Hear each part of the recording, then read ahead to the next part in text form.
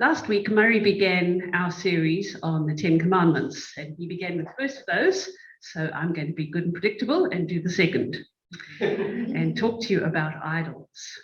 Now, when I grew up, I was one of 5 naughty children, all close together in age, and our parents tried to do good by us. They tried to read us Bible stories and instill the truth of who God was in us when we were really little. But because there were so many of us and we were hard to settle, they would put us in bed and then they would read from the Hamlin's Children's Bible, this one, first a Bible story and then a chapter from Enid Blyton. So we had to sit and listen to the Bible story first, and then we could have the next chapter. And that was kind of like, okay, we'll do the serious stuff and then we'll get on to the fun stuff. But I knew that the serious stuff was actually pretty important. Although it wasn't fun, it was pretty important. And I'm going to share some pictures from that Bible with you that have stuck with me since my preschool years, probably, as we go through the story of the second commandment and what was happening in the life of Israel. Time for glasses. There we go. Okay. So the second commandment is about idols, and I hope by the end of this you'll have some idea of an answer to each of these questions. What was idol worship? What harm was there from worshipping idols? What are our modern day idols, and how are we to worship God? So there's the broad strokes of what I'd like to cover, and let's begin by the context. First of all, going back to where the Israelites had been and understanding where they'd come from gives the commandments a whole depth of meaning. So this is some artist's impression of what it was like to be living in Egypt as an Israelite. They were put into slavery. When they became numerous and really powerful, Pharaoh felt threatened, and so he made them slaves and had them help build some of the huge and marvelous buildings that Egypt is famous for. So as they were living in that land, they had already been called God's chosen people in the covenant that God had made with Abraham. And they'd gone to Egypt in the time of famine, and God had saved them by providing food for them as a nation as they moved to Egypt. But they hadn't yet taken on the full identity as God's people. He was still forming that in them to set them apart from the other nations and religions of the world. Now, ancient Egypt was by far the most complex and complicated religion, or the religion that they practiced there. They had the most deities of any other country or nationality. Several thousand are even remembered. Today, archaeologists can name 1,500 specific gods that they practiced worshipping. And there were temples to them, there were statues, there were paintings, there were idols. The whole country was permeated by their idol worship.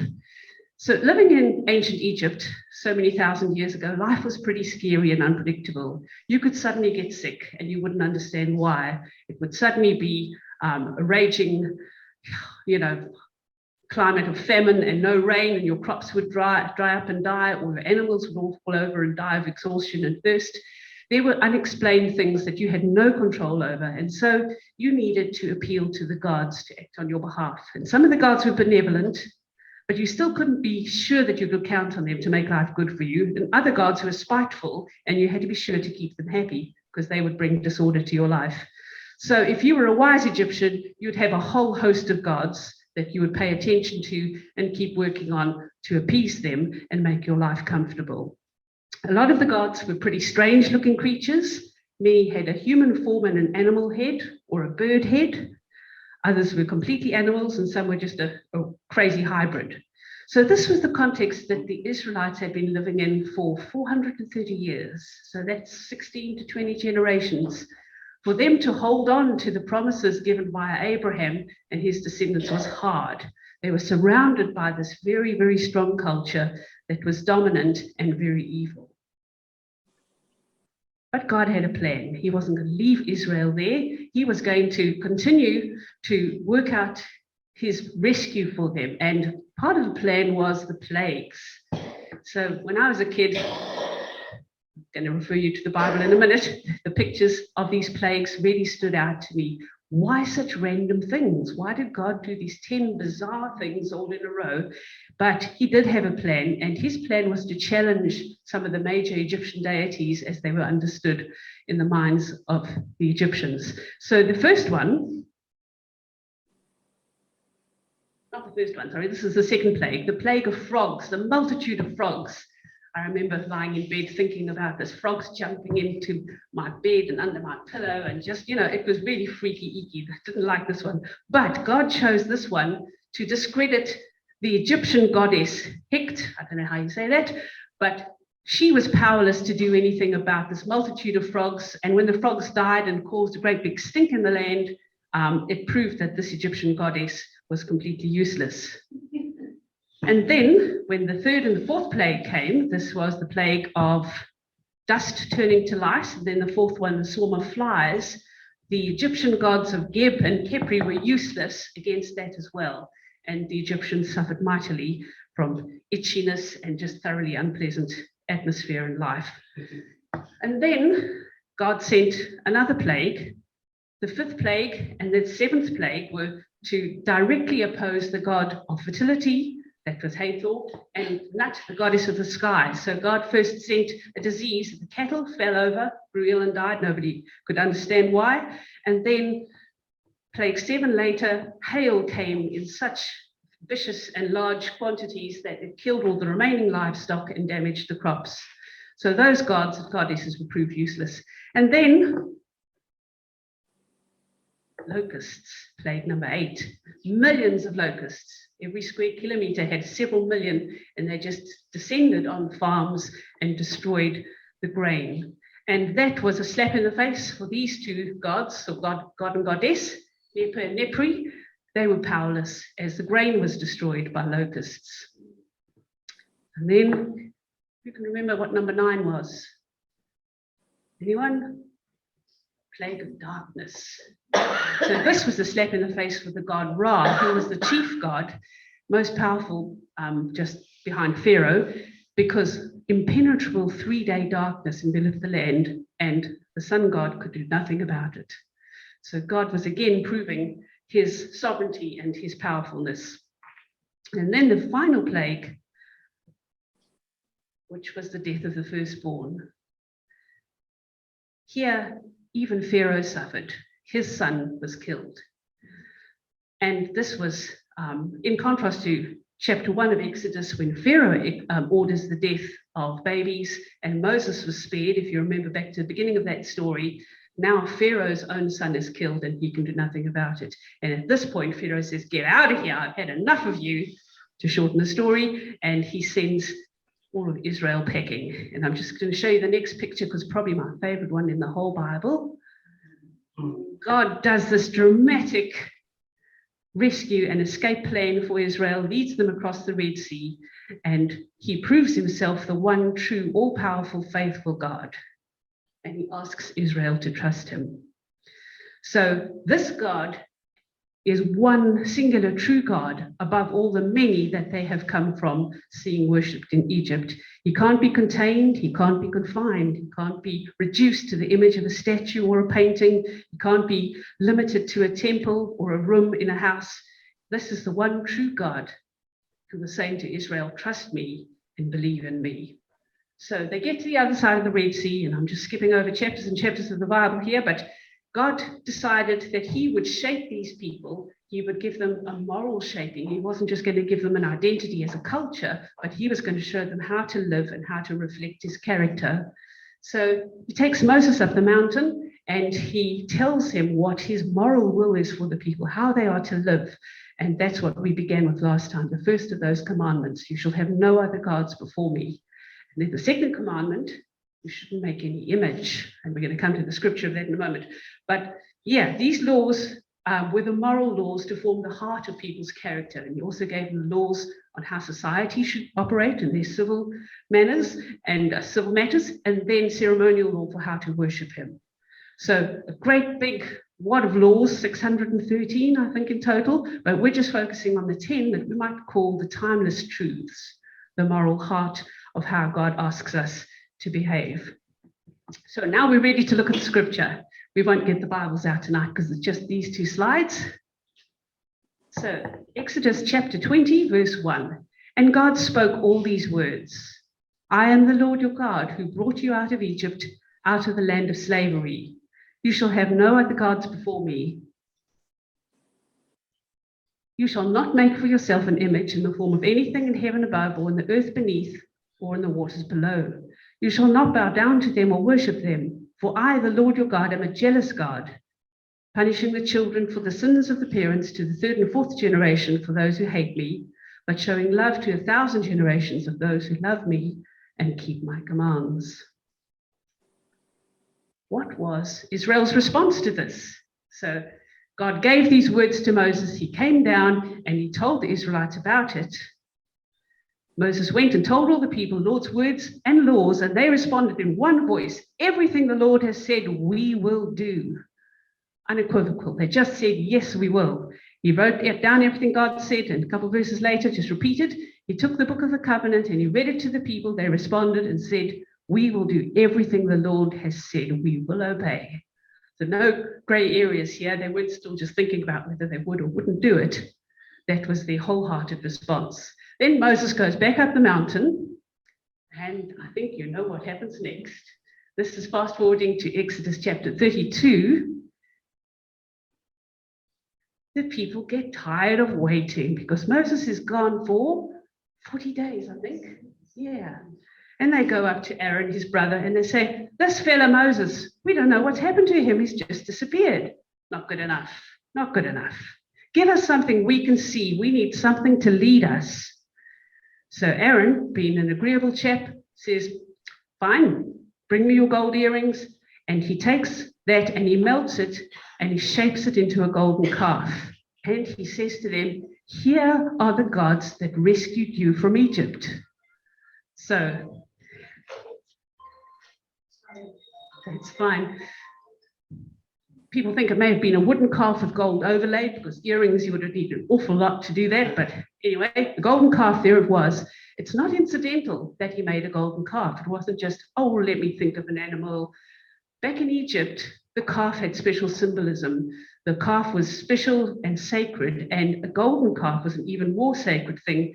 And they believed that calves were reincarnated. So when one calf died, or golden cow died, and another golden calf was born somewhere else, they would think that the spirit from this one had entered that one, and they would start worshiping that one. So around the country, there'd be this, almost like a game, trace where the sacred calf is and worship it. And then when that animal died, they would embalm, or what's the word, mummify the animal and build special chambers for the cows. So there was a deeply entrenched sense of, yes, these bulls and cows are powerful. They can do something for us. It wasn't just random. They were thinking back to their time in Egypt and what was familiar and what they had begun to trust and believe in. This was obviously in direct opposition to what God had commanded. Make no image for yourself. And if we fast forward to Deuteronomy chapter 4, where God reminds them about this conversation on Mount Sinai, he said, I spoke to you from the mountain. I gave you my word. I said, this is what I want you to do. This is what we covenanted, but my word wasn't enough for you. I said my word, God's utterance of his commands was in his mind, and in God's thinking, that's enough. You don't need to make something physical to see. But the Israelites said, yes, we want the familiar. We want something we can see. They were settling for a very small something rather than the large God that God had promised to be to them. So back up the mountain, God kind of whispered to Moses, you better get down there and see what's happening. There's something brewing down there. So Moses comes down the mountain, and he and God are angry, it says in that chapter. He is so angry that he smashes the stone tablets with the commandments written on them, and then he burns the golden calf, and he grinds it up, mixes it with water, and he gives it to the people to drink. And a whole lot of them die, as well as 3,000 Levites are put to death for letting this happen as people in that position of priestly responsibility. So the penalty here seems pretty harsh, eh? I mean, when I was a kid, I went, wow, they just made a golden calf. That's really hard punishment for somebody who just made a fun thing. But they were directly opposing the very explicit second command that God had said, not to make any image and not to bow down and worship that. And good old Aaron, I mean, he says to Moses, Moses says, what happened here? He says, I don't know. I just threw the gold in the fire. And out came a calf. Big porky, big porky. The people wanted something to see, and he said, here are the gods who brought you out of Egypt. And he called it a festival of Yahweh on the day, but we all know that he was appealing to their comfortable association with the gods of Egypt and what cattle and bulls could do for them. So that's a little background for you on the second commandment. So as we step through that now, we're going to be starting to think about what are idols for us today. We probably don't have a golden calf sitting as a doorstop in our house, or probably don't have an image, but you can go online and you can buy Egyptian gods and goddesses, little statues from eBay. It's quite scary.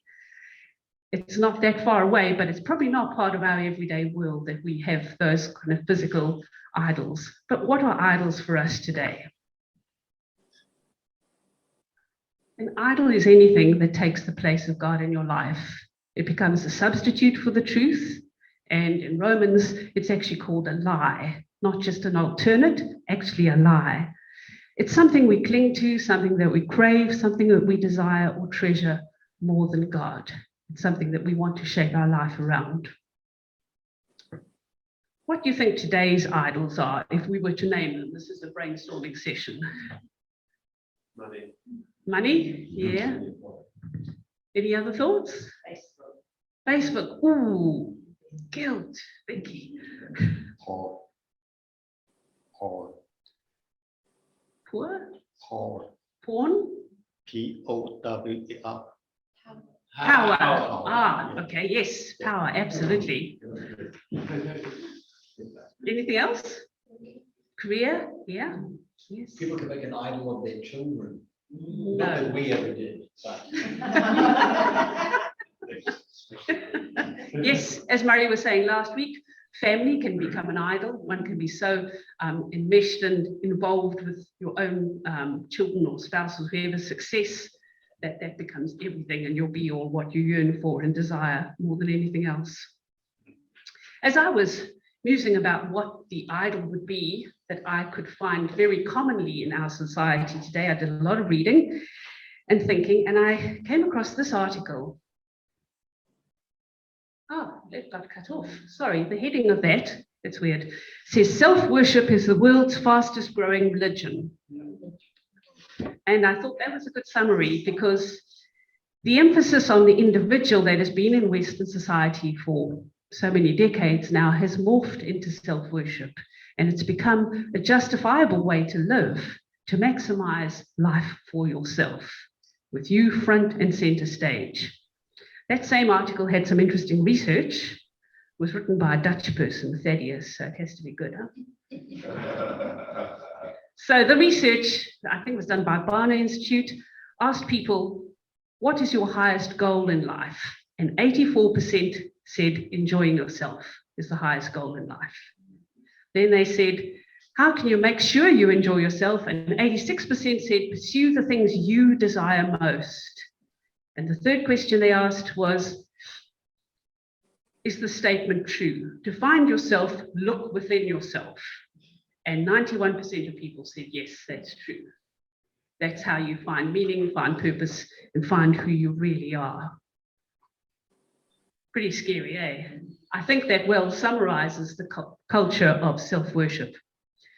So this author went on to muse about what he might call the 6 commandments of self-worship. See what you think of these, and see if in any of your own thinking and behavior you find this present. Your mind is the source and standard of truth, so no matter what, trust yourself. Hashtag the answers are within. Second one, your emotions are authoritative, so never question or let anyone else question your feelings. Hashtag follow your heart. I think I can put my hand up guilty for that one. If I feel it, it's obviously true and right. No, from my perspective, this is how it should be, and this is how it is, because I can tell you deep down that feels right. Number 3, you are sovereign or all-powerful, so flex your omnipotence and bend the universe around your dreams and desires, i.e. live your truth. Okay, anyone identify with that one? Fourthly, you are supreme. Always act according to your chief end to glorify and enjoy yourself forever.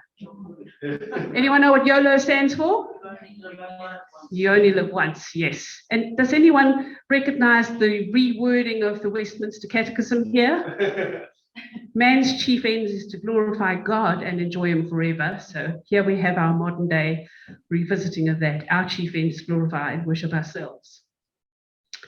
The fifth one, you are the standard of goodness. Don't let anyone oppress you with the old-fashioned notion of being a sinner who needs grace, i.e. never change.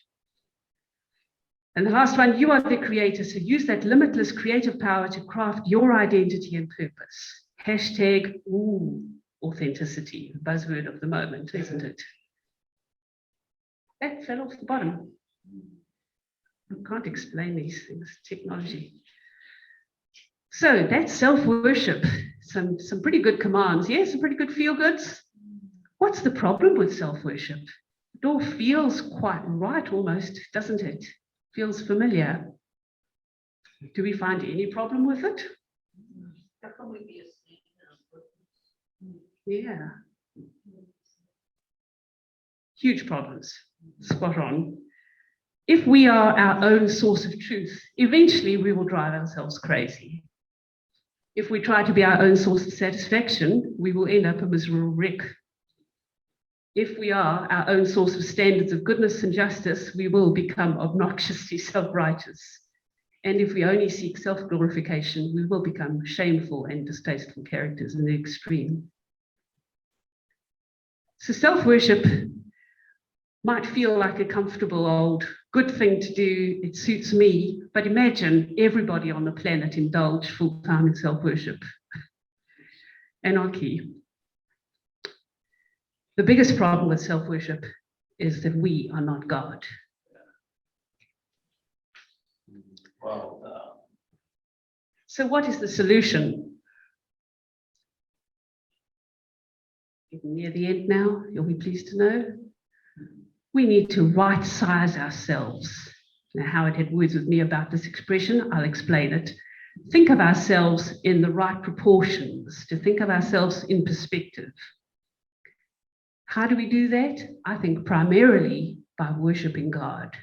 By looking up, we see ourselves. So if I think of myself standing, taking a selfie on the edge of the Grand Canyon, and I'm foreground here and the Grand Canyon's down there and small, that's the wrong perspective. I need to see it as God would see it. I'm maybe that small little speck at the bottom of the Grand Canyon, and the Grand Canyon, God's big creation, and God even bigger than that, the creator. So when we right-size ourselves, we get out of this trap of self-worship and trendy narcissism and total preoccupation with who I am and who I want to be. When we worship God in spirit and in truth, with no substitutes, with no lies and no wrong priorities, we will automatically get that order and perspective. I was reading a little bit about awe and what an amazing thing awe is, what an awesome thing awe is. In the 70s, there was a professor, Dr. Paul Piff, who coined a phrase called small self. He did some experiments with people. He took them up grand mountains into forests. He had them experience awe at the wonder of God's creation or the beauty of art or amazing music. And he did some tests with them afterwards. He did this all very scientifically, so it's all, quite reliable. But he said after people had had an experience of deep awe, they were kinder, more social, less depressed. They made better decisions. They were better connected. They were pro-social was the word he used for that. And they had a sense of small self. So right-sizing in the face of created beauty, we see ourselves more correctly as the created smaller person and God, the big almighty God who he is. So if we want to have a lasting countercultural effect on our society that's fallen for the cult of self-worship, we need to recenter our lives on the great and almighty God, the one true God who's to be feared and honored above all else. I have a little cartoon for you in closing. Can you see that from the back? A bit small? It says, if people sat outside and looked at the stars each night, I bet they'd live a lot differently. Yeah, it's a bit cloudy sometimes, eh? All right, we are going to just have a few minutes to talk at our tables about this question. How can we be reminded how great God is and where we fit into the picture?